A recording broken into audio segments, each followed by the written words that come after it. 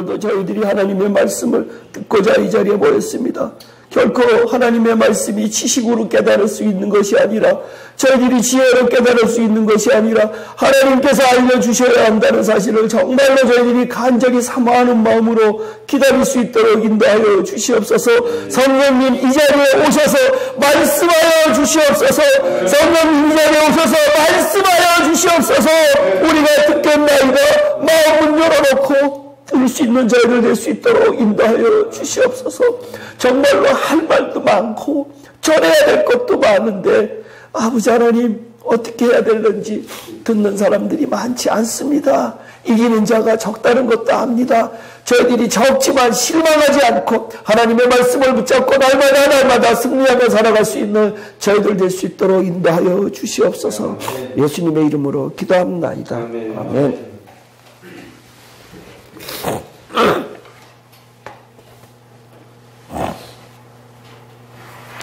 아까 찬양을 하면서 제가 생각이 난 건데요.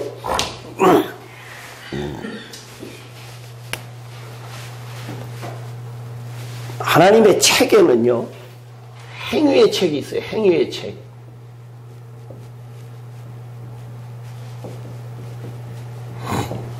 그 다음에 또 뭐 있죠? 생명책.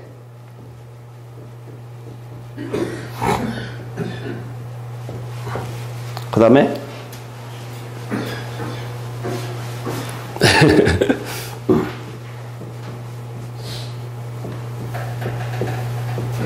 어린 양의 생명책.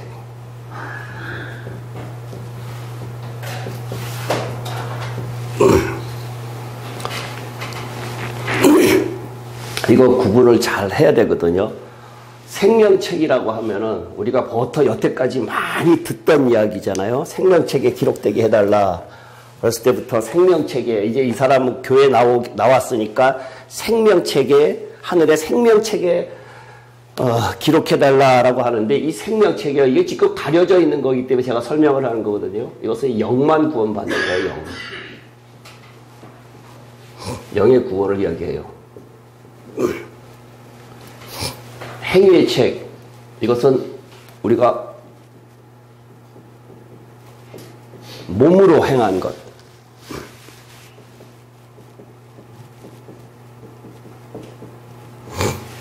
어린 양의 생명책이 이거 우리가 기록돼야 될 책인데, 이거는 성경에 2군데밖에 안 돼 있어요. 계시록에 2군데밖에 안 돼 있는데, 계시록 13장하고 21장하고 2군데밖에 없어요.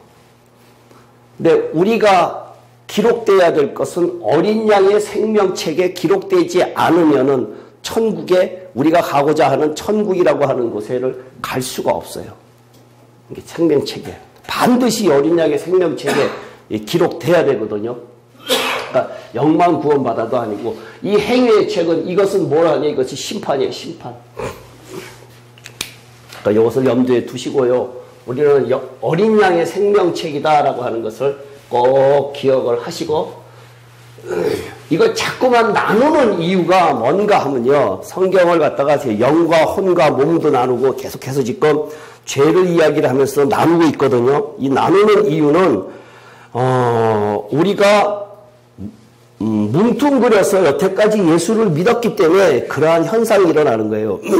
성경을 우리가 이 성경 66권을 다양한 시각으로 성경을 보통 읽는데, 제가 제일 처음에 이 성경의 제목이 뭐냐라고 했을 때에, 성경의 제목을 나는 여호와다라고 하는 것이 성경의 제목이다라고 제가 누차 이야기를 했거든요. 왜 그런가 하면은, 하나님께서는 인간을 창조하시고 우리들한테 요구하는 것이 뭔가 하면은, 하나님이 자기가 창조했으니까 피조물인 우리들한테 영광을 받고 싶어 하시고 인정받고 싶어 하세요. 그렇기 때문에 나는 여호와다, 여호와 하나님이다 라고 하는 것, 성경을 보는 시각인데요. 이것을 굉장히 중요한 거니까 또 잘 기억해 두세요.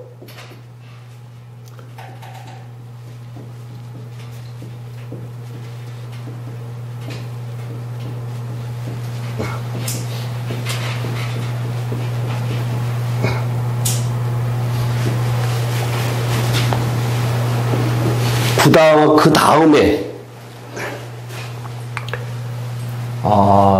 구약 성경에서 보통 오실 메시아,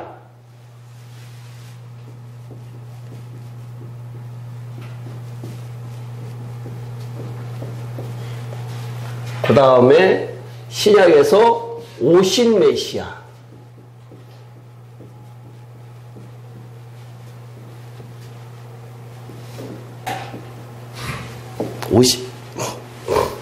오신 메시아의 시각으로 성경을 보는 면이 있고요. 그 다음에요.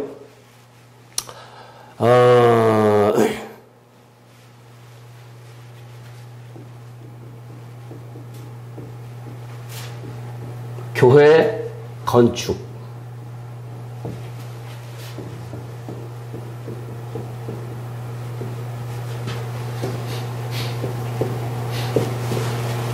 그리스도의 완성. 이런 시각으로 성경을 봐야 되고요. 그 다음에요.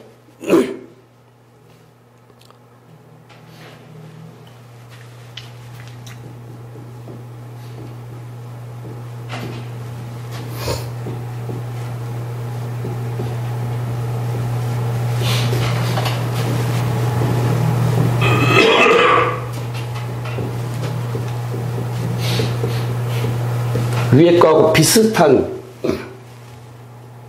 교회, 이 시각으로 성경을 봐야 되고, 성경에 여러 줄기가 있는데 그러한 줄기를 지금 이야기를 하는 거거든요. 그 다음에 생명을 이야기하고, 생명 주시는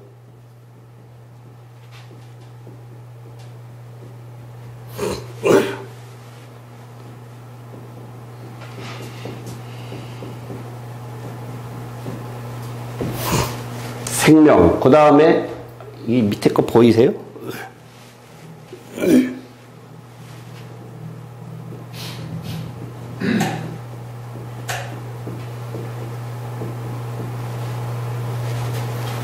네, 구원. 이러한 시각으로 성경을 보는 게 있고요. 그 다음에 이거 쓸게요. 보통 아들, 장자, 그 다음에 후사, 그 다음에 이기는 자,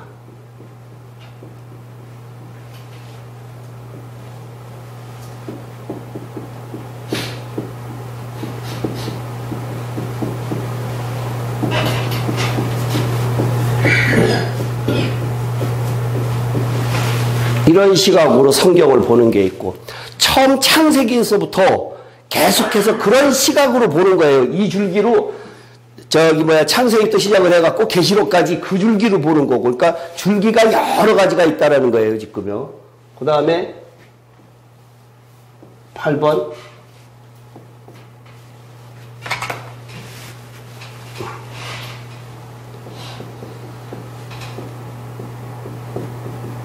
죄 문제. 이거 어떤 게 죄고 어떤 게 죄 문제를 해결하느냐. 이렇게 성경을 보는 방법이 굉장히 다양하거든요. 근데 일반적으로 생각을 할 때 구원에만 우리가 국한돼서 성경을 보기 때문에 한쪽 면으로 굉장히 치우쳤다는 얘기예요. 그러니까 우리의 시각이 반드시 이러한 것들을 갖다가 이러한 시각으로 나는 전능하신 하나님이다 라고 하는 그 시각으로 성경을 창세기서부터 창조의 개념부터 시작을 해갖고 계시록까지 나는 철저하게 피조물이구나 라고 하는 생각을 가지고 성경을 보는 것. 그 다음에 오신 메시아의 시각으로 본다라고 하는데, 이것은 조금 문제가 있어요. 제가 볼 때는요. 여기 이것이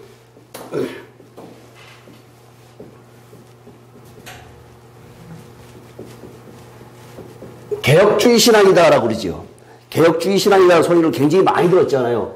이 오신 메시아의 시각으로 하는 것이 지금 현대 한 수십 년 동안 계속해서 일어난 신학적인 기조가 개혁주의 신학이거든요. 개혁주의 신학인데 오실 메시아, 구약시대의 사람들은 오실 메시아를 믿었기 때문에 구원을 받았다라고 이야기하는 데는 맞는 것도 있고 틀리는 것도 있어요. 그러니까 이 개혁주의 신학이 굉장히 문제가 있어요. 근데 그 전에 왔던 신학이 한창 뭐냐면 지금 논란이 되고 있는 세대주의 신학인데요. 세대주의는 양신시대, 율법시대 이런 식으로 나눠갖고 그때그때 따라서 하나님께서 구원의 방법이 달랐다라고 하는 것을 갖다가 세대주의 신학이라고 그러는데요. 그것도 문제가 있어요.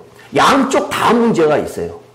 신학적인 눈으로 본다 그러면은 양쪽 다 자기 주장들이 맞는 것 같은데 성경적인 신학에서는 둘 다 틀렸어요. 제가 볼 때는 그래요. 틀렸다라고 분명히 이야기를 할 수 있어요. 오실 메시아라고 하는 그 시작이, 메시아라고 하는 그 단어의 시작이 어느 때부터인가 하면은요, 이스라엘 사람들이 아수르에게 멸망하고 난 다음에 한 700~800여 년 동안 계속 아수르, 바벨론, 그 다음에 메데파사, 헬라, 로마, 예수님 시대까지 그러한 700~800년 동안 계속해서 다른 나라에게 지배를 받았기 때문에 그 사람들의 향수가 어떠한 것인가 하면 다윗 왕한테 가 있어요. 다윗 왕, 솔로몬 왕 때에 그 나라 사람들이 굉장히 축복을 많이 받았고 영향력도 다른 사람들한테 많이 줬기 때문에 그러한 향수가 늘 있었는데 그 이후부터 아수르에게 멸망하고 계속해서 지배를 받다 보니 그 사람들 머릿속에 옛날처럼 다윗의 왕 그 회복할 수 없겠는가 그래갖고 육신적으로 오시는 왕을 원했거든요. 그 왕을 원했을 때 우리가 보통 성경을 보면은 예수님이 지나가시면은 장님이라든가 이런 사람들이 뭐라고 이야기를 하는가 하면은 다윗의 자손 왕으로 오신 메시아요 나를 불쌍히 여겨 주시옵소서라고 이야기하는 이유가 그 사람 성경에 그렇게 쓰여 있는 이유가 이 사람들 머릿속에는 늘 육신적으로 오시는 메시아를 원했다는 얘기예요. 그러니까 그래서 메시아라고 그랬는데 그러면은 그 BC 800년 전 그 이후에는 어떻게 했느냐 이거예요. 오실 메시아라고 하는 개념이 없었었는데 굳이 갖다가 붙이면서 이삭이라든가 아브라함에게 이삭을 준 거와 에색을 바친 것이 예수님이 이야기한 것이 아니냐라고 하는 것은 지금의 시각으로 거기 갖다 붙이는 것이지 그때 당시에 아브라함을 통해서 아브라함이 이삭을 낳은 것이 그게 메시아다라고 하는 개념은 아니란 얘기예요. 그러니까 거꾸로 갖다 붙인 거예요, 그것은. 그렇기 때문에 오실 메시아를 통해서 구원을 받았다라고 하는 지금 이 개혁주의 신앙은 제가 볼 때는 조금 문제가 있어요. 네.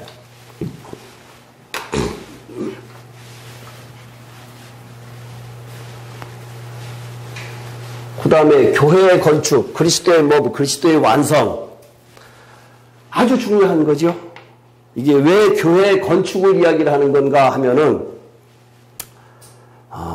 대표적으로 예수님께서 성경을 두 가지로 압축했지요.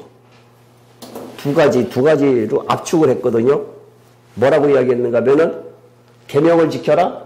그 다음에 내 이웃을 내 몸과 같이 사랑하라. 이렇게 했단 말이에요. 교회 건축이 사랑을 뜻하는 거거든요. 우리가 교회 건축, 왜 교회에 다녀야 되느냐라고 하는 이유 중에 하나가 그렇지 않으면 산속에 들어가서 내가 혼자 기도하고 혼자 성경 보고 소위 말하는 득도하면 되지 않겠느냐라고 했는데 그것은 성경적이지 못하기 때문에 교회 건축이 안 된다는 거예요. 건축이라고 하는 것은 에베소서에서 이야기하고 로마서에서 이야기하는 것처럼 내가 그리스도의 지체가 한 부분이 되는 거라고요. 부분이 되는 것이기 때문에 부분이 되려고 하면은 내가 살아있으면 안 되기 때문에 내 생각은 다 버리고 예수님의 생각, 예수님의 생명으로만 내가 예수님의 한 지체가 돼야지 그리스도의 몸이 돼야지 그렇지 않으면 나는 안 된다. 쉽게 이야기하면은 이식을 하려고 그러면 다른 사람의 살을 나한테 이식을 하려고 하면은 나하고 생명이 같아야지만 이식이 되지 전혀 다른 짐승의 생명을 가지고 있는 피부를 갖다가 나한테 이식을 할 수 없다라는 얘기예요. 그렇기 때문에 교회의 건축 그리스도의 몸이다 그리스도의 완성이라고 하는 것은 교회의 머리 대신 그리스도다라고 하는 이유는 우리가 목 위에는 없어요. 그리스도의 그리스도.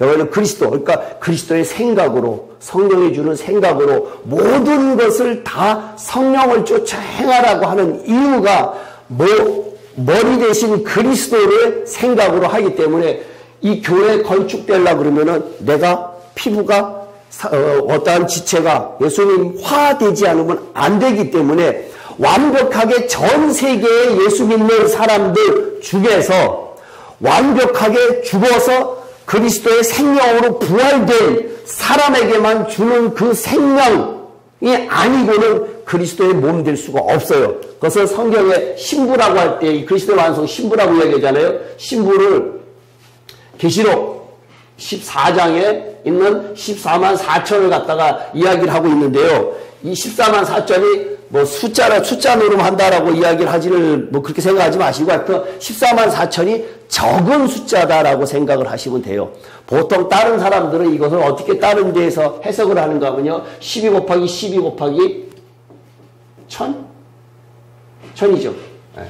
이것을 많다라는 숫자로 한다고요. 굉장히 많다라고 하는 그런 의미로 쓰고 있는데요. 이 의미가 아니라 14만 4천이라고 계시록 14만 4천이라고 하는 것은 굉장히 적은 숫자예요.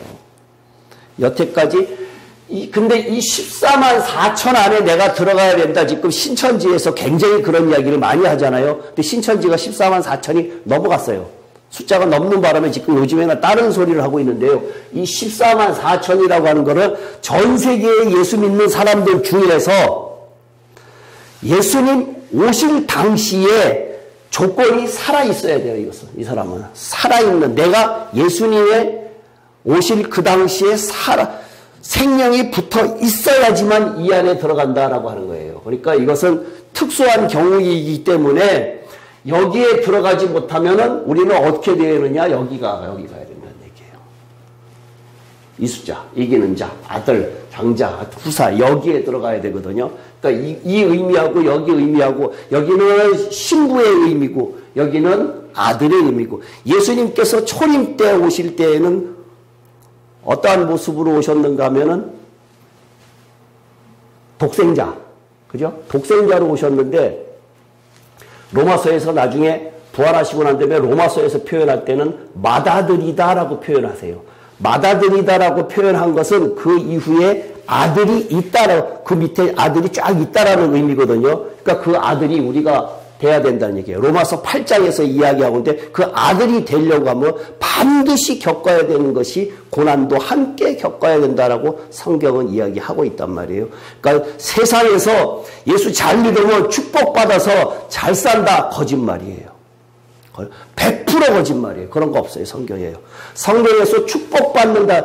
가끔 가다가 사람들하고 이야기를 해보면 구약성경이라든가 이런 데는 축복해 준다고 그랬는데 왜 그렇습니까? 라고 이야기를 하고 있는데요. 그 축복은 구약시대 사람의 축복이에요. 구약시대의 사람은 몸으로 하나님을 잘 섬기면 아브라함이라든가 이삭이라든가 굉장히 축복을 많이 받았어요. 하나님께서 틀림없이 천대까지 내가 주겠다라고 약속을 하셨기 때문에 그런데 우리 신약시대에 우리들에게 주는 것은 우리들에게 주는 복은 철저하게 세상적인 것이 아니라 세상에서는 고난이고 환난이고 우리한테 주는 복은 다 천국을 이야기하고 있어요. 세상에서 잘 먹고 잘 살려고 하면은 예수 믿을 이유 하나도 없어요. 세상에서 잘 먹고 잘 산다. 그런 거 없어요. 절대 그런 거 없어요. 근데 특수한 경우 하나님의 영광을 나타내기 위해서 특별하게 물질의 보물이든가 그것은 하나님의 영광을 드러내기 위해서 특수한 사람들이 있는데 그 사람들은 물질을 그 시험에 통과된 사람들이에요. 물질을 줘도 상관이 없다라고 하는 하나님 편에서의 그 생각이지 우리 편에서 그런 것은 아니란 얘기예요. 우리가 달라고 해서 하나님이 주시는 아니고 하나님이 아니고 하나님이 은행도 아니고 복덕방도 아니고 하나님이 뚝딱 해갖고 저기 뭐 마술방맹 요술방맹이 해갖고 쳐갖고 그러한 거 아니에요. 근데 제가 왜 그런 이야기를 하는가 하면은 어렸을 때부터 너무나 그런 소리를 많이 들어왔었어요. 굉장히 많이 들어왔거든요. 저 뒤에 앉아 계신 저 집사님이요. 처음에 저하고 이런 이야기를 한참 할 때 한 2, 3년 동안은 그래도 축복해 주시지 않을까라고 굉장히 이야기를 많이 했어요. 그게 아쉬워요. 내가 기도를 하면은 하나님께서 주시면은 복 주시면 얼마나 좋겠느냐. 성경에도 이렇게 구약 성경에 쓰여 있는데 라고 굉장히 그랬는데 신약적인 시각에서는 그거는 다 틀렸어요. 아니에요. 혹여라도 세상에서 나는 조금 복을 받아야겠다라고 하면은 그런 거 없어요. 그건 철저하게 자기 노력이거든요. 근데 하나님의 신앙하고의 하나님과의 관계가 있기 때문에 거기서도 하나님의 영광을 나타내기 위해서 다른 방법으로 세상적인 말로 출세라고 하는 것, 그러한 것은 있을 수가 있어요. 그것은 하나님과의 관계, 특수한 관계예요. 하나님의 관심은 철저하게 교회 다니는 예수 믿는 사람들에게 있는 것이 아니라 하나님의 관심은 이기는 자에게 있어요. 이기는 자에게. 후사. 철저하게. 여기 계시록 21장 7절에 보면은 이기는 자에게는 내가 이것을 너희들에게 상속해 주겠다라 그랬잖아요. 그것이 뭐냐? 아들이에요, 아들. 성경 전체의 최종적인 결론이 이거예요. 이 장면이에요. 요거는 조금 특수한 장면이고요. 이것은 거기에 한 번밖에 안 나오는 거니까 신부라고 하는 것은 그렇고요. 그 다음에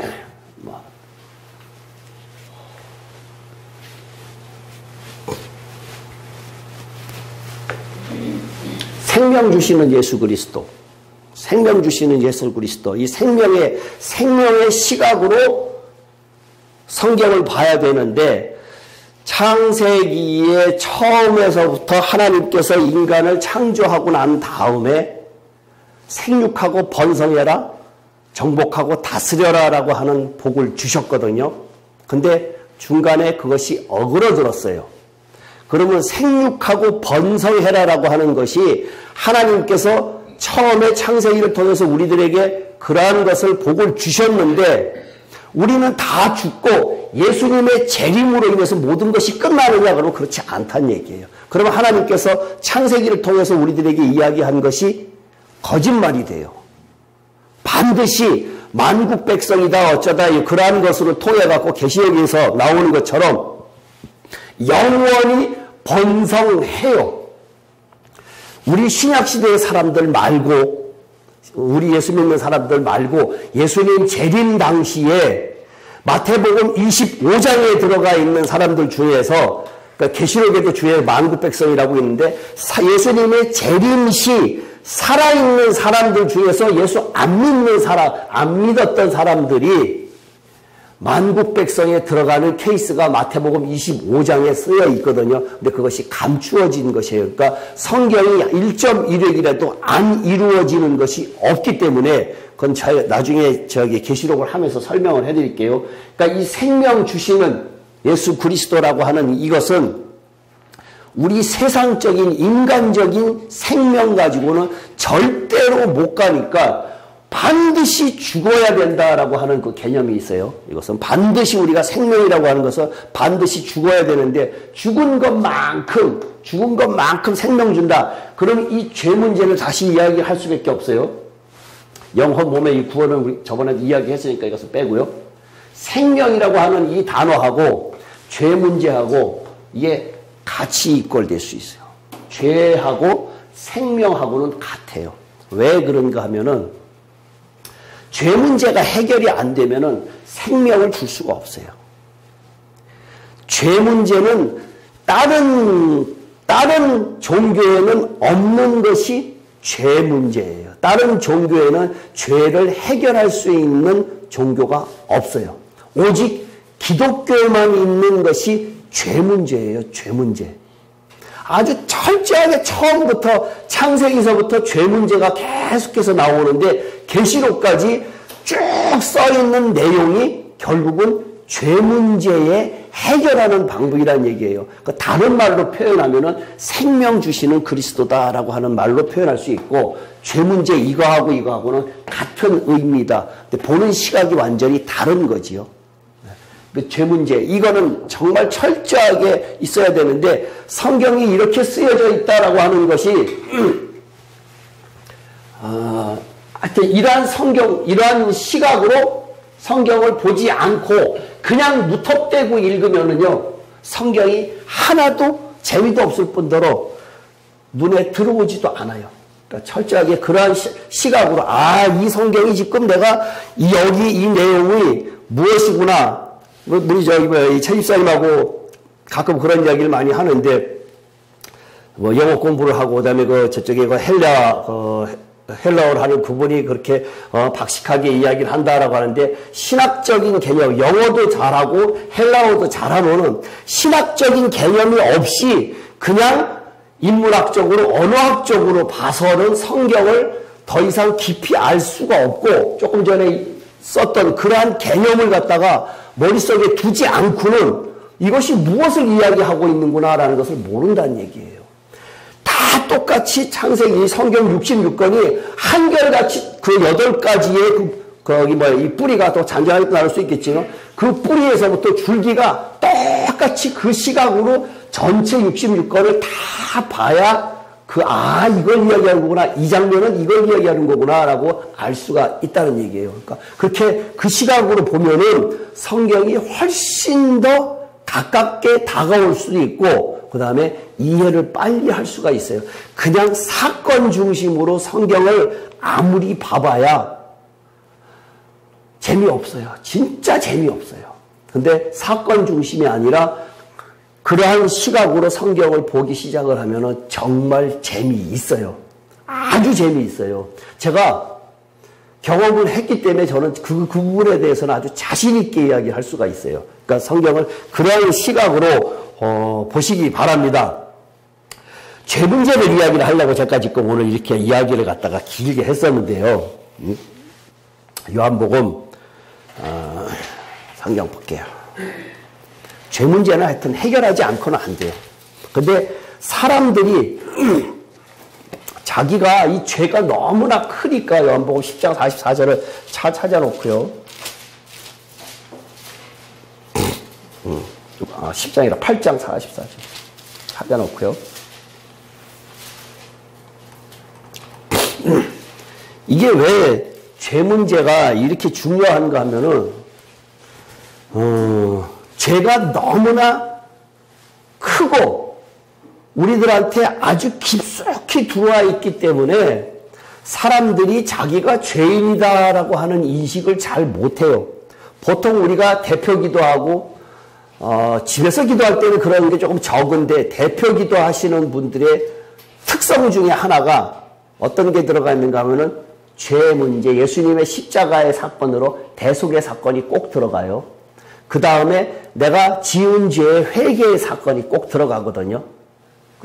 그 사건이 매번 들어가는데 실질적으로 기도하고 내려오는 사람들한테, 그 당사자한테 당신 죄인이야 라고 이야기를 하면 기분 나빠한다는 얘기예요. 굉장히 기분 나빠하거든요. 자기는 별로 죄진 것 없는 것 같아요. 세상적인 논리에서는 죄를 지어서 세상적인 말로 적발이 안 되면은 죄가 안 돼요. 그죠? 근데 하나님의 논리에서는, 성경적인 논리에서는 그것이 아니란 얘기예요. 근데 사람들이 자기가 죄인이다라고 기도할 때는, 대표 기도할 때는 습관적으로 그러한 이야기를 하면서도 자기가 죄인이다라고 하는 인식이 굉장히 희박하다는 얘기예요. 왜 그럴까요? 왜 그럴까요? 죄가 너무 크기 때문에 너무 어마어마하기 때문에 인간의 시각으로는 느낄 수가 없어요. 똑같이 하나님이 너무나 위대하시기 때문에 우리가 하나님하고 찾기는 하는데 똑같이 우리 시선에서 우리 시각으로는 하나님을 뵐 수가 없기 때문에 그 하나님이 계시는 것 같기는 한데 내 행동은 똑같이 하나님과 반대되는 행동을 늘 하고 있다는 얘기예요. 근데 그것을 본인이 깨닫지 못한다는 얘기예요. 정말 참 희한하다. 제가 어렸을 때부터 대표 기도하시는 분들의 기도를 가만히 들어보면은 하여튼 저희 다람쥐 쳇바퀴 씨가 딱 이렇게 규정대로 하잖아요. 딱 애누리 없이. 얼마 전에 지지난주인가 우리 교회에서 대표 기도하시는 분이 처음에 기도를 처음에 할 때에 예수님인가 주님이라고 기도를 하거든요. 주님이라고 기도를 하는데 십자가 부활절 때 지난주에 부활절 때 십자가에 돌아가신 하나님 아버지 이렇게 기도를 하더라고요. 아주 쉽게 우리가 넘길 수 있는 부분인데도 딱 걸리더라고요. 그리고 처음에 기도할 때 주님하고 기도하잖아요. 그것도 틀렸어요. 예수님께서 아예 정확하게 딱 찔러줬어요. 알려줬어요. 주기도문 할 때. 제일 처음에 대상이 누구지요? 하나님이에요. 하나님. 거룩하신 하나님. 하나님이 첫 기도의 대상은 하나님이거든요. 그러니까 하나님을 불러놓고 그 다음에 쭉 내용이 들어가고 난 다음에 제일 마지막에 왜 예수님의 이름으로 기도합니다라고 하는 내용 지난번에 이야기했는데 아시겠어요? 정확하게 설명하실 수 있으세요? 왜 예수님의 이름으로 기도해야 됩니다. 그것이 다른 성경에는 없는데 히브리서에만 있어요. 히브리서에만. 히브리서에 뭐라고 되어 있는가 하면 대제사장이시라고 이야기하거든요. 히브리서가 유대인들한테 히브리인들한테 주는 성경인데요. 거기에서 주는 메시지가 아주 엄청난 메시지가 압축되어 있어요. 거기에서 대제사장이다라고 하는데 다른 성경에 없는 단어가 거기는 들어가는데 대제사장의 역할이 뭔가 하면은 유일하게 구약성전의 대제사장의 구약성경에 하나님을 만나실 수 있는 자격이 있는 사람이 대제사장이에요.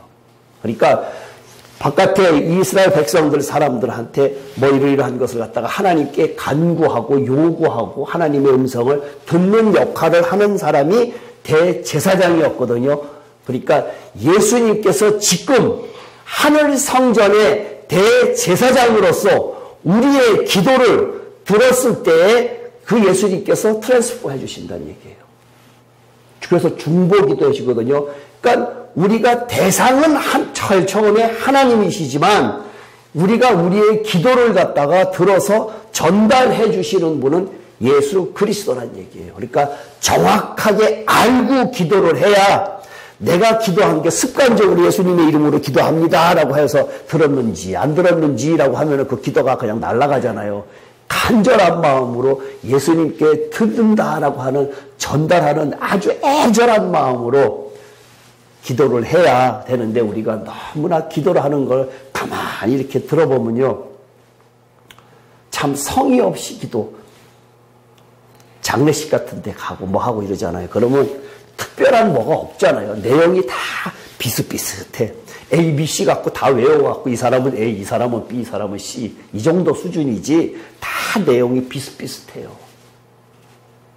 예전에는 저도 그런 거에 그냥 의식 없이 있었는데 지금은 그런 것들이 다 걸리더라고요. 왜 예수님이 듣지도 않는 기도를 뭐 하려고 하냐 이거예요. 차라리 안 하고 말지. 그것은 전부 다 위선이잖아요. 위선자잖아요. 예수님께서 가장 싫어하는 사람 위선자, 바리새인들, 서기관들 되게 싫어했어요.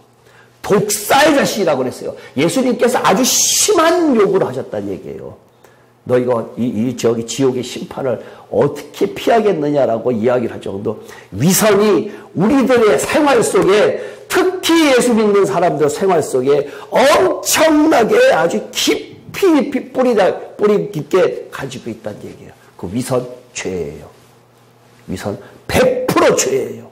100% 죄. 그러니까 사람들은 너무나 말을 화려하게 하고, 예전에요, 제가 어렸을 때부터 쭉 있던 어떤 모 장로님이 계셨는데 한참 전에 돌아가셨죠. 그분은 강대상에 올라가면은 기도를 하시는데 시를 펴요. 시. 의사였었는데요. 저 높고 하늘에 계신 하나님 아버지, 이 천하고 낮고 낮은 우리들에게 내려오셔서 이렇게 해갖고는 시를 폈거든요.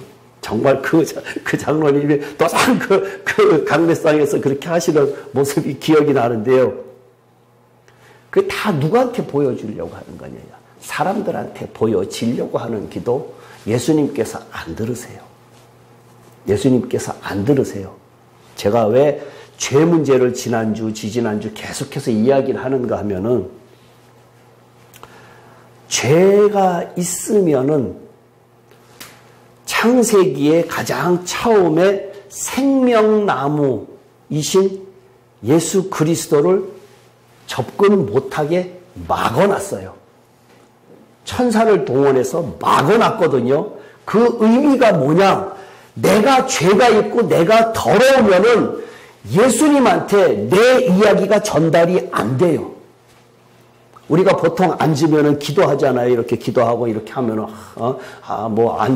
어떤 사람이 그러한 식으로 하는데, 하루에 교회 와서 성도들의 그 습관적인 기도를 갖다 놓고 글을 쓰는 것이 있었는데, 비판적으로 쓴 거예요. 제일 교회 오자마자 앉아갖고, 예배 시간에 앉아갖고는 성경책 놓고 기도하는데, 저 사람은 과연 무슨 기도를 할까라고 하면서 비판적으로 계속 쓴 글이 있는데 아주 리얼하게 잘 썼더라고요. 솔직하게 자기 심정을 그대로 다 자기 시각에서 봤는데 사실 그래요. 습관적인 기도 하잖아요. 그러한 것부터가 습관화되는데, 그래야지만 거룩한 줄 알고 그래야지만 내 기도를 듣는 것 같은데, 정작 예수님하고 나하고의 연결된 것이 끊어졌기 때문에, 죄로 인해서 끊어졌기 때문에 절대로 예수님께서 그 기도를 듣지도 못할 뿐더러 들어서도 전달도 안 돼요, 하나님께. 그러니까 듣지 못하는 기도예요. 우리가 기도를 너무나 소홀히 생각했다는 얘기예요.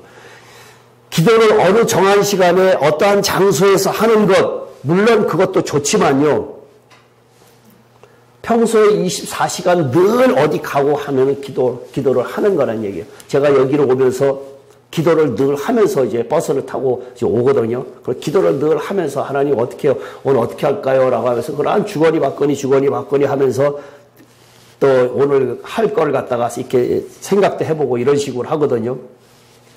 예전에는 그런 습관적인 기도 같은 것들을 굉장히 거룩한 척 하느라고 많이 했었는데, 이제는 차라리 안 하는 것 전혀 상관없다는 얘기예요. 그러니까 하나님은 철저하게 속지 않으세요. 위선 떨지 마세요. 하나님 앞에서는 아주 납작 엎드리세요. 전혀 나한테 조금이라도 교만한 기색이 있으면 하나님은 절대 외면하시지 우리한테 접근 안 하세요. 철저하게 나는 전능자이신 하나님, 여호와이신 하나님, 여호와 하나님이라고 하는 말은 언약을 지키시는 하나님이시거든요. 그러니까 그 언약을 지키시는 하나님을 철저하게 내 마음속에 받아들이시지 않으면 안 된다는 얘기예요. 근데 아까 죄가 너무나 크다 그랬죠. 요한복음 아까 8장 찾았죠. 8장 44절 한번 읽어보세요. 우리 다 같이 읽을게요. 시작. 너희는 너희 아비 마귀에서 났으니 너희 아비의 욕심대로 너희도 행하고자 하느니라. 그는 처음부터 살인한 자여 그 진리가 그 속에 없으므로 진리에 서지 못하고 거짓을 말할 때마다 제 것으로만 하나니 이는 그가 거짓말쟁이여 거짓의 아비가 되었느니라. 우리 아버지가 누구라고요? 아버지가 누구요? 육신적인 아버지, 그 다음에 영적인 몸을 갖고 있는 우리 아버지가 너희 아비 마귀에서 났다 그랬어요. 마귀. 우리가 아까 제가 위선 떨지 말라라고 이야기를 했는데요. 우리가 하는 것은 다 죄예요. 죄. 왜? 마귀에서 났잖아요. 마귀에게서. 마귀에서 났기 때문에 태어나는 순간 우리 몸속에는 죄를 가지고 태어난다. 그것은 우리가 옛날부터 배운 것 원죄를 가지고 태어났기 때문에 육신 자체가 마귀예요. 마귀. 죄의 근본. 그저께 공부를 하는데 어떤 권사님이 이야기를 저한테 질문하시더라고요. 그러면 죄가 언제 없어집니까? 라고 이야기를 했는데 죄 언제 없어질까요? 없어질까요? 안 없어질까요? 죄 안 없어져요. 죽기 전에는 안 없어져요.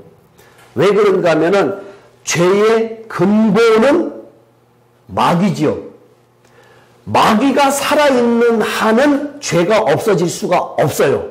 근데 마귀가 언제 없어지는가 하면은 예수님의 재림 후에 무저개에 마귀를 사탄을 잡아서 무저개에다가 집어넣거든요. 그 기간이 1000년 동안 예수님이 통치하는 기간 동안에 사탄이 없어요. 사탄이 활동하지 않거든요. 근데 그 예수님께서 1000년 동안 통치하는 그 기간 동안에는 사탄이 없기 때문에 사탄이 활동하지 않아요. 그때에는 그러한 사탄이 움직이는 그러한 죄는 없는데 사람들이 지금 총신이나 장신 지금 개혁주의 신학을 갖다가 하는 사람들이 지금이 무천년설을 주장을 하고 있어요. 그 사람들이 무천년설을 주장을 하고 있는데 무천년설이라고 지금이 천년왕국이다. 예수님이 통치하는 천년왕국이다라고 그렇게 이야기를 하고 있는데 그 가장 기본적인 것이 틀렸어요. 마귀 지금 있어요? 없어요? 마귀 있잖아요. 마귀 있어요. 지난주에 마귀가 들어오는 순서, 우리가 죄가 들어오는 순서, 마귀가 들어오는 순서를 제가 이야기를 했지요. 제일 처음에 가룟 유다를 통해서 이야기를 한 것처럼 생각이 들어온다 그랬지요. 생각을 집어넣은지라라고 이야기를 하고 있어요. 그 다음에 마귀가 우리 안에 들어온지라라고 이야기를 했단 말이에요. 그러니까 우리가 퍼뜩 생각이 들었을 때에 구약 성경을 뭐라고 이야기를 하고 있는가 하면 머리에 새가 머리 위로 날아다닐 수는 있어도 둥지를 틀지 못하게 하라라고 그러한 이야기가 있는데 그 성경에서의 새는 마귀예요.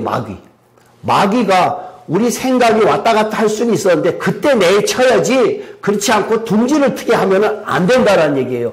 그러니까 우리가 죄를 짓는 가장 첫 번째 사탄은 영이기 때문에 자기가 우리로 하여금 넘어뜨릴 수가 없어요. 어떻게 하느냐? 영이기 때문에 우리 안에 들어와서 우리로 하여금 행동으로 넘어지게끔 만드는 것이 사탄의 역할이거든요. 그러니까 내 안에 들어온 것이 내가 잘못된 것이 아니라 그래서 사람들이 보통 뭐라고 하는 거? 그 사람을 미워하지 마라. 죄를 미워하지 그 사람을 미워하지 마라라고 세상 사람들도 이야기하잖아요. 그것이 그 세상 사람들의 그 말이 아주 딱 맞는 말이에요.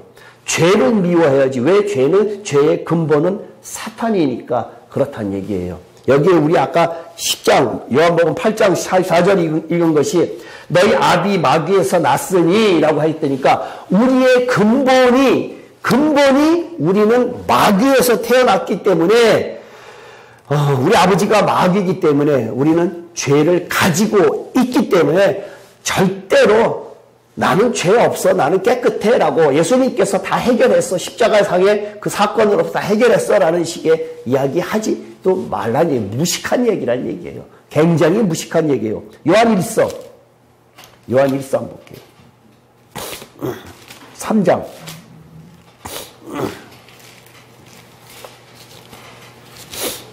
3장 10절.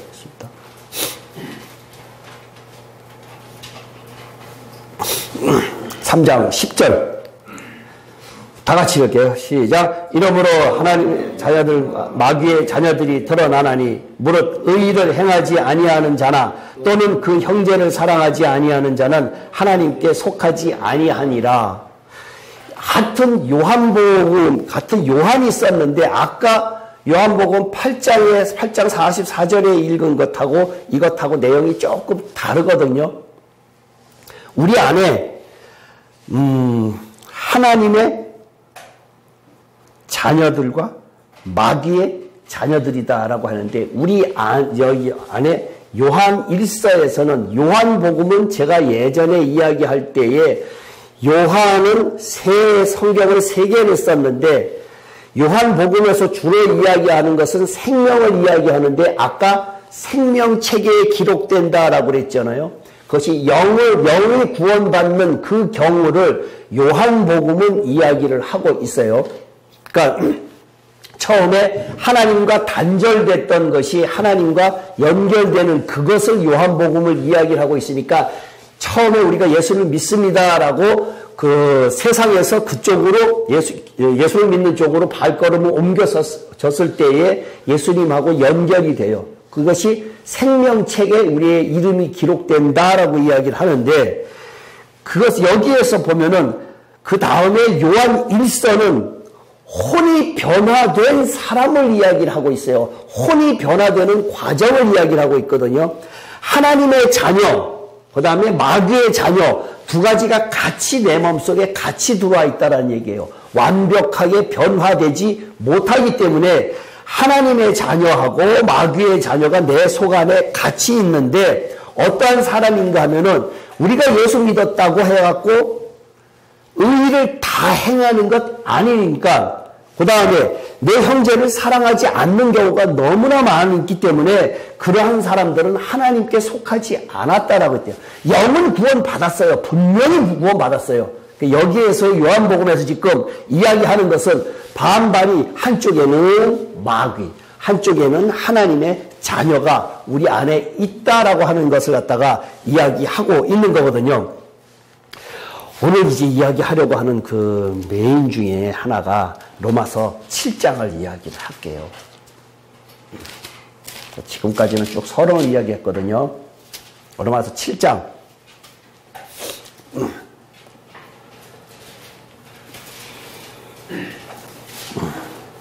21절부터 8장 2절까지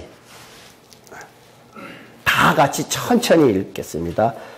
시작. 그러므로 내가 한 법을 깨달았노니 곧 선을 행하기 원하는 나에게 악이 함께 있는 것이로다. 내 속 사람으로는 하나님의 법을 즐거워하되 내 지체 속에서 한 다른 법이 내 마음의 법과 싸워 내 지체 속에 있는 죄의 법으로 나를 사로잡는 것을 보는도다. 오호라, 나는 곤고한 사람이로다. 이 사망의 몸에서 누가 나를 건져내라. 우리 주 예수 그리스도로 말미암아 하나님께 감사하리로다. 그런즉 내 자신이 마음으로는 하나님의 법을, 육신으로는 죄의 법을 섬기노라. 그러므로 이제 그리스도 예수 안에 있는 자에게는 결코 정죄함이 없나니, 이는 그리스도 예수 안에 있는 생명의 성령의 법이 죄와 사망의 법에서 너를 해방하였습니다. 설교를 굉장히 많이 하는 내용 중에, 성경 구절 중에 하나거든요.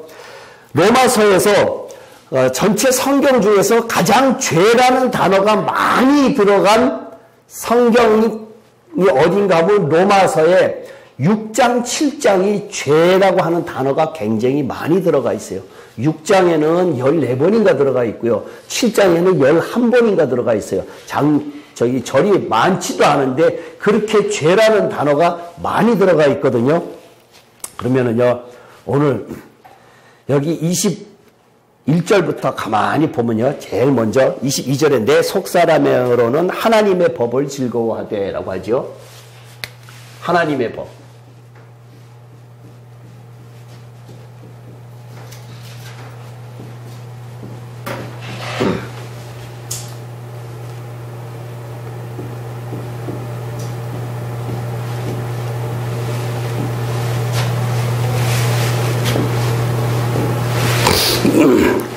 그 다음에 쭉 내려가다 보면은 23절에 내 지체 속에 한 다른 법이 내 마음의 법과 싸워.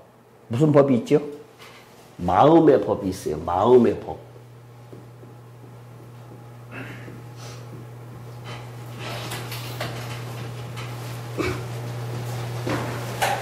그 다음에 지체 속에 있는 죄의 법. 그러니까 죄와 8장 2절에 보면 죄와 사망의 법 이렇게 써 있죠.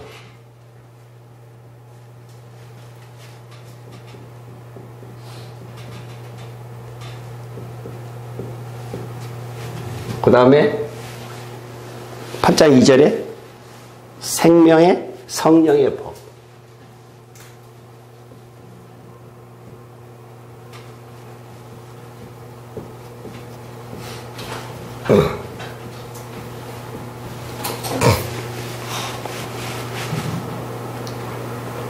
이렇게 세 가지가 있는데요.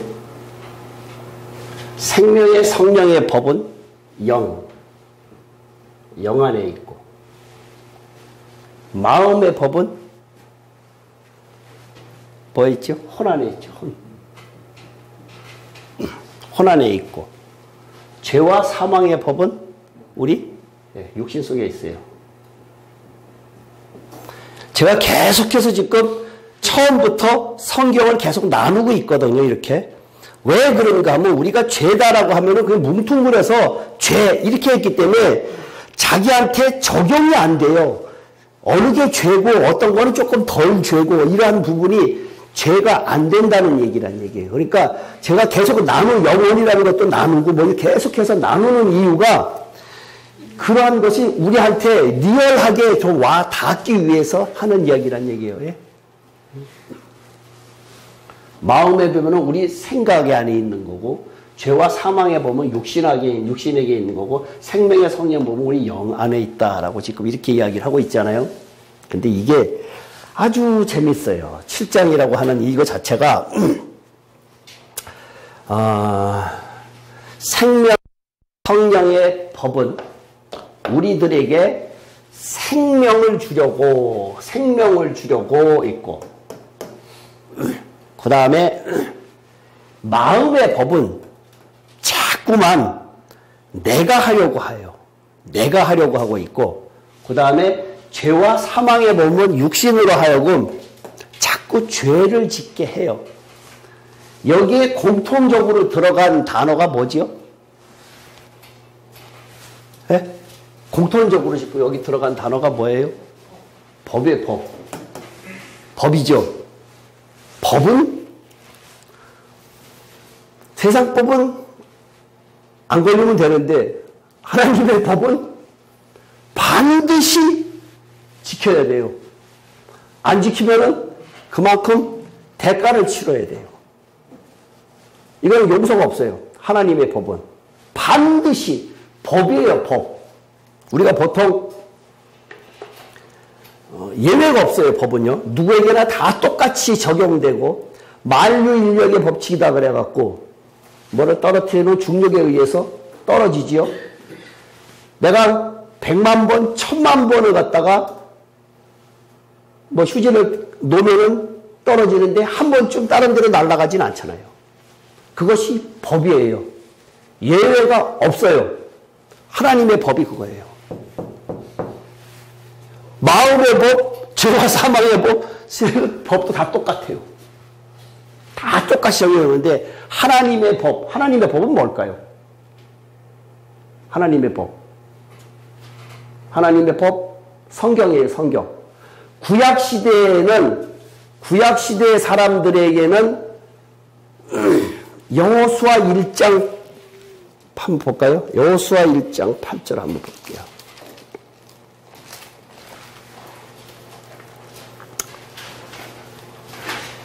여호수아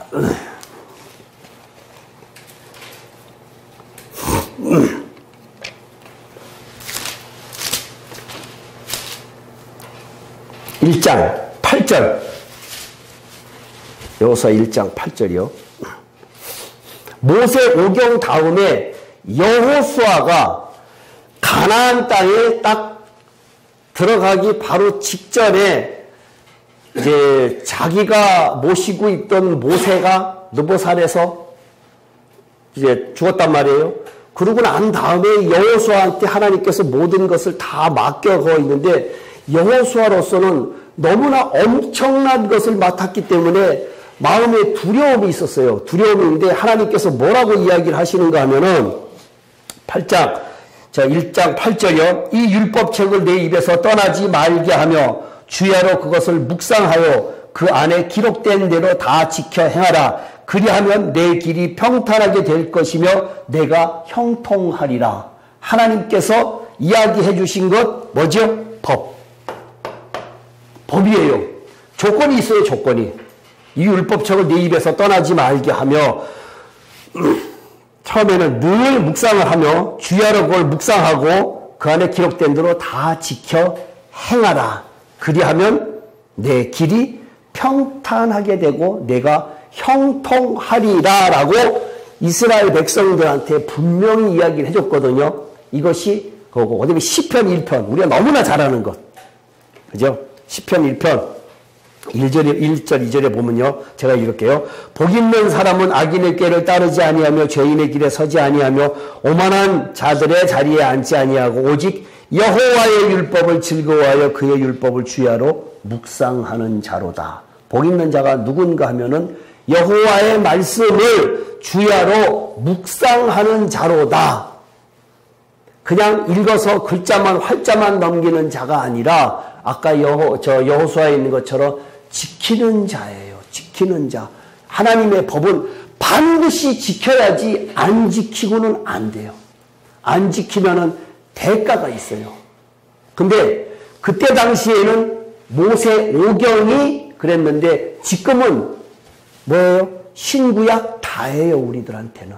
신구약 다가 하나라도 1.1핵이라도 안 이루어지는 것이 없다라고 분명히 하나님께서 법으로 말씀하셨기 때문에 우리는 이 법 반드시 나한테 적용을 해야 돼요. 이것이 우리가 성경을 너무나 하나님의 말씀을 어렸을 때부터 수십 년 동안 너무나 많이 들었기 때문에 거기에 대해서 아주 마취가 돼 있어요. 세뇌가 돼 있어 갖고 나는 깨끗한 것 같아요. 나는 예수를 오래 믿었기 때문에 저절로 천국 가는 것처럼 느껴지는 것이 문제란 얘기예요. 심각성이 없다란 얘기예요. 여기 와서 제가 많은 사람들한테 같이 성경 공부를 하자마자 이렇게 이야기를 하면은 그 사람들이 오는 사람도 드물 뿐더러 목사들하고도 이야기를 하면서 내가 심각하게 이야기를 하는데도 가만히 듣고 끄떡끄떡 하는데 그 사람들도 그렇게 심각하게 생각하지 않는다는 얘기예요. 제가 늘 다른 사람들하고 이야기하는 것 중에 가장 여러분들도 알아두시면 좋을 것 같아요. 항상 그 사람들한테 두 가지를 이야기를 해요. 당신이 예수 믿으면 다 천국 간다고 그러는데 이스라엘 백성이 하나님의 자녀로서 애굽을 나와서 가나안 땅, 우리가 천국이라고 하는 가나안 땅을 가는데 그 많은 사람들이 광야에서 다 죽고 두 사람만 들어갔다. 그러면 그 사람들이 다 천국이라고 하는 곳에 다 들어가야 원칙인데 다 들어가지 않고 두 사람만 들어가고 나머지는 못 들어갔는데 그 못 들어간 사람에 대한 처리가 어떻게 되느냐라고 하면은요. 성경에 없잖아요. 이래요. 다. 거지반 다. 10명이면 9명, 10명 거지반 다 그래요. 성경에 없는 이야기네요. 이러고 생각조차도 안 해봤다라고 이야기를 한단 말이에요. 간혹 가다가 그 사람들은 예수 안 믿는 사람이고 여호수아 갈렙은 자기 그 둘 중에 하나가 자기래. 자기는 그 둘 중에 한 사람이 자기이기 때문에 자기는 천국 간다라고 이야기를 하는 그 사람들은 하나님을 안 믿었다. 이렇게 이야기를 하는 사람도 한두 사람 봤어요, 제가. 근데 정확하게 대답하는 사람은 하나도 없고 그리고 더군다나 한 번도 그 처리 방법에 대해서 생각을 해본 적도 없다라고 이야기를 하는 거예요.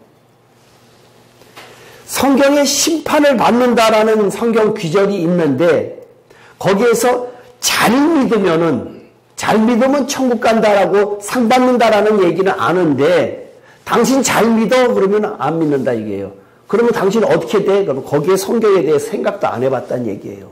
아주 희한하게 사람들은 유리한 쪽으로만 생각하고 자기한테 불리한 것은 잘 생각을 안 하고 자기한테 유리한 것만 기억을 하는 습성이 있어갖고 대부분 다 그렇다는 얘기예요.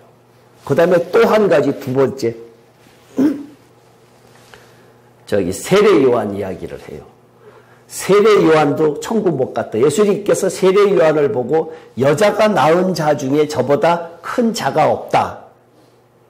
근데 천국에서는 가장 작은 자가 저보다 크다 그랬다. 세례 요한 천국 갔느냐 못 갔느냐? 그러면 다들 가만히 있어요. 대답할 말이 없으니까. 그럼 다시 한번 이야기할게요. 다시 한번 이야기해요. 천국 갔습니까? 못 갔습니까? 세례 요한이.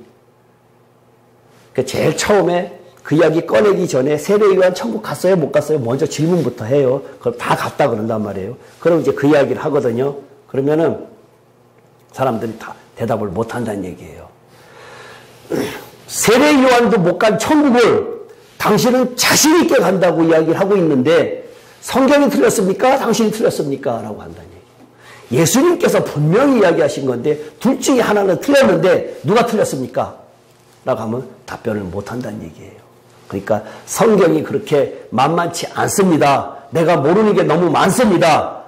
라고 이야기를 하면은 가만히 그냥 듣고만 있어요. 거기에 대한 답변할 수 있는 사람이 많지 않더란 얘기예요. 많은 목사님들하고 제가 이야기를 해봤는데 왜 안 되느냐? 지옥의 문제, 죄 문제를 너무나 뭉뚱그려서 우리가 이분법으로만 생각을 했다는 얘기예요. 나는 예수님께서 죄사함 받았기 때문에 나는 죽을 때 성화돼서 모든 죄가 다 없어져서 성화돼서 나는 자동적으로 천국 가라고 하는 아주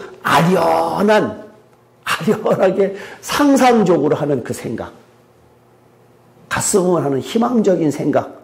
갔다 온 사람이 없으니까 누구 하나 뚜렷하게 이야기해 주는 사람이 없으니까 그렇게 이야기를 하고 그 다음에 지옥의 문제를 안 믿는 사람이 가는 거다라는 생각을 했기 때문에 너무나 쉽게 우리가 구원받아서 천국 간다라는 생각을 쉽게 했기 때문에 죄 문제가 해결하는 것이 엄청나게 어렵다라고 하는 것을 모르기 때문에 그러한 착각을 하고 우리가 신앙생활을 했는데 그 사람들이 그러면 그 이야기에 대한 대답은 못하고 저한테 뭐라고 이야기를 하는가 하면 그러면 여태까지 집사님도 그런 얘기했어요. 예전에요.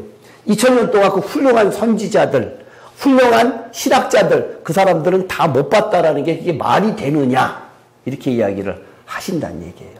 대부분 다 똑같은 질문을 저한테 다 해요. 그렇잖아요. 그럼 제가 뭐라 그럴까요? 네?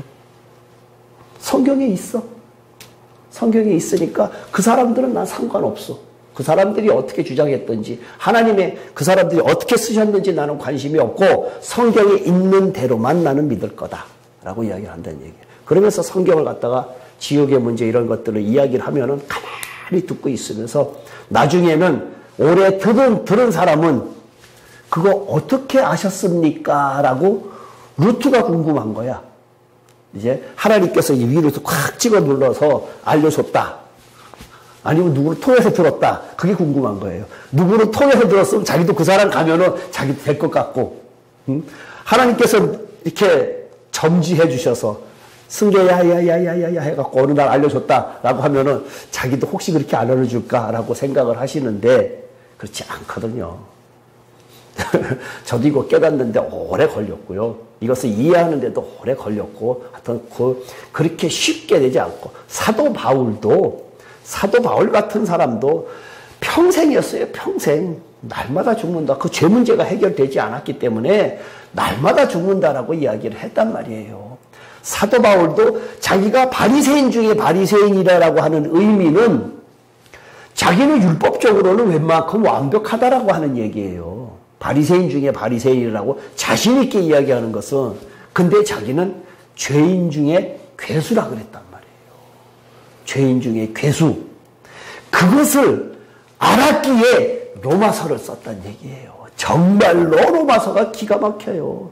정말로 기가 막힌데 로마서의 세상 사람들 중에서 정말 오늘 이야기한 이 죄 문제에 대해서 아주 리얼하게 가장 심각하게 이야기한 것이 7장에 있는 이 이야기란 얘기예요. 이 이야기. 7장에 있는 이야기인데 이것은 다 법이에요.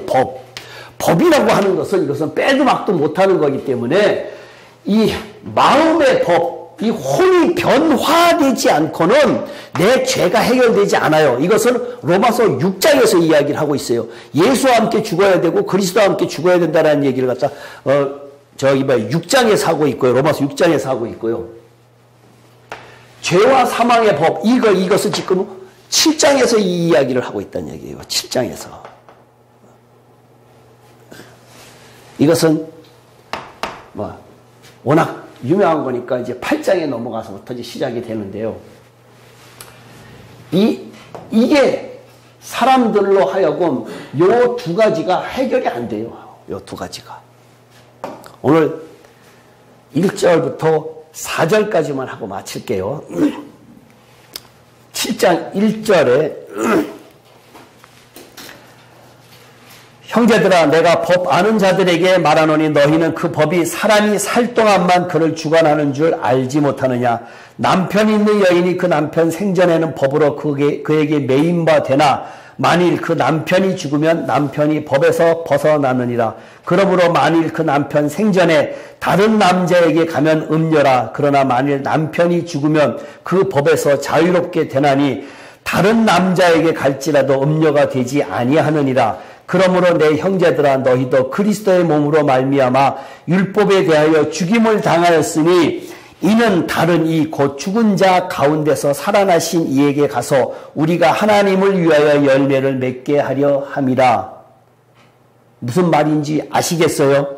여기서 여자, 남편 이렇게 있는데 남편이 인터넷 들어가 보면은 네이버라든가 이런 데 들어가면은 여기에서 남편을 죽어야 될 것이 율법이다라고 이야기를 하고 있어요. 그것은 틀렸어요.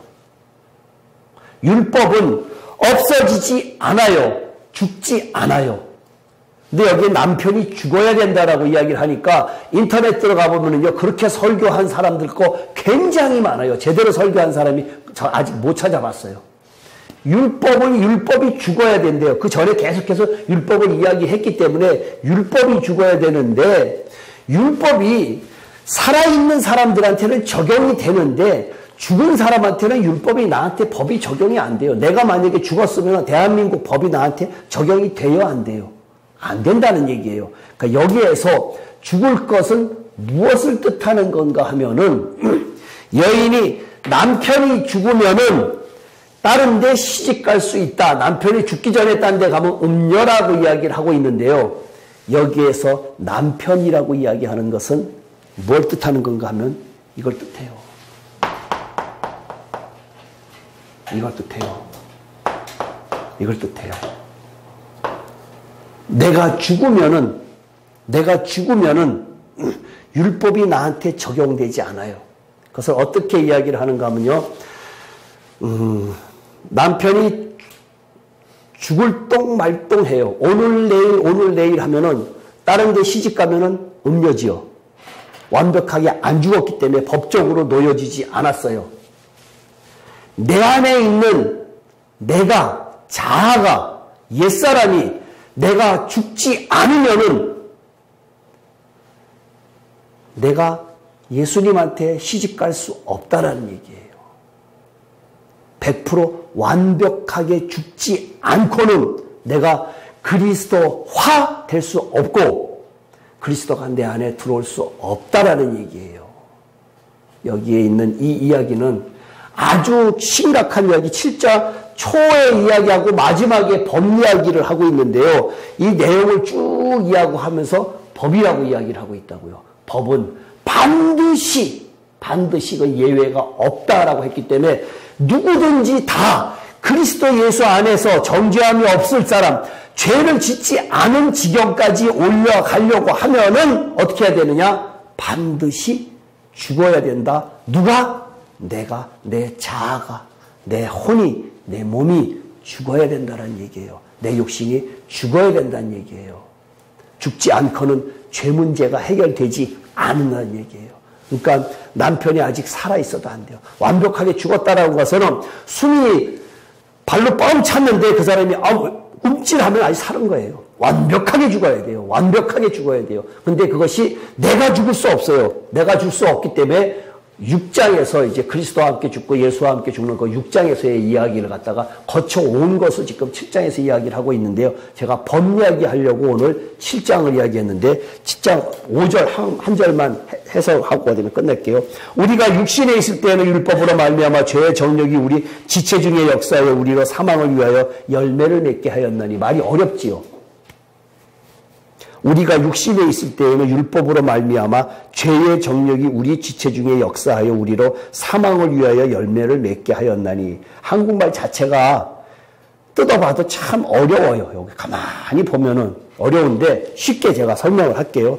이 육신 갖고 아무리 좋은 일이라도 예를 든다 그러면은 홍 집사님 아들이 말썽을 폈어요. 나는 그 옳은 길로 인도하려고 내가 좋은 이야기를 해요. 그렇게 하면 안 된다라고 좋은 이야기를 갖다가 하는데 그것이 어떤 거냐 하면 여기에 성경에서 뭐라 그런가 하면 지체 중의 역사에 우리로 사망을 위해서 열매를 맺는다라고 이야기하는 거예요. 내가 하는 것은 다 죄다라고 하는 거예요. 내가 하는 것은. 아직 남편이 안 죽었다는 얘기예요. 내 속에 있는 내 남편이 안 죽었기 때문에 내가 하는 것은 그 사람으로 하여금 생명을 얻지 못하고 사망을 준다라는 얘기예요. 그러니까 내가 하는 것은 하나도 없다. 다시 한마디로 하면은 너희는 성령을 쫓아 행하라. 성령의 음성을 듣는 것이 믿음의 첫 출발이지, 성령의 음성을 못 듣고 믿음이다라고 하는 것은 그 믿음은 지식이에요. 믿음은 지식일 수밖에 없다는 얘기예요. 어떠한 방법이든지 가장 꿈으로 하고 성경 말씀으로 하고 이렇게 알려주는 것은 성경의 처음 발걸음 그쪽을 향해서 가는데 결국은 마지막에는 성령의 음성을 하나님의 뜻을 깨닫는 것이 장성한 분량까지 자라나면은 하나님의 뜻도 알고 하나님의 음성을 들을 수 있는 데까지 가야 되는 것이 성경이 우리들에게 이야기해 주는 것이란 얘기예요. 결국은 그 사람이 하나님의 후사, 하나님의 사업을, 하나님의 유업을 이어받을 자다라고 하는 얘기란 얘기예요. 그러니까 오늘 제가 이야기하는 것은 결국은 죽어야 될 것은 내가 죽는 것, 참는 것 아니에요. 죽는 것이에요. 다음에 차차차차 6장, 5장 때서 설명을 할 테니까 하여튼 오늘 큰 덩어리에서 제가 지금 이렇게 이야기를 했는데 이것은 예외가 있는 것 아니에요. 법이에요, 법. 가장 첫 번째 우리가 시작해야 될 것은 말씀에 읽고 순종하는 것이 우리의 신앙의 첫 출발이라는 얘기예요. 질문 있으세요? 네? 질문 없으세요? 네? 질문 없어요? 내가 너무나 강의를 잘했나? 아니면 너무 어렵게 했나? 네? 심각할 거 없어요. 예수 그리스도의 피로 충분히 해결돼요. 충분히 해결돼요. 그 대신 단 뭐냐? 순종이라는 단어가 꼭 들어가죠. 알겠어요? 기도하겠습니다. 사랑이 많으신 하나님 아버지, 부족한 제가 오늘 하나님의 법에 대해서 말씀드렸습니다. 귀한 이 복음의 말씀이 저희들의 마음속에 깊이 박혀서 이 말씀을 먹고 순종할 수 있도록 인도하여 주시옵소서. 저희들은 반드시 죽어야 된다는 사실을 깨달아 알면서 날마다 사도 바울처럼 나는 죽노라라고 하는 것, 세상에 좋았던 것들이 배설물로 보일 수 있는 저희들이 될 수 있도록 인도하여 주시옵소서. 앞으로 일주일 동안 살아갈 때 또 말씀 가지고 승리하는 삶을 살아갈 수 있도록 인도하여 주시옵소서. 예수님의 이름으로 기도합나이다. 아멘.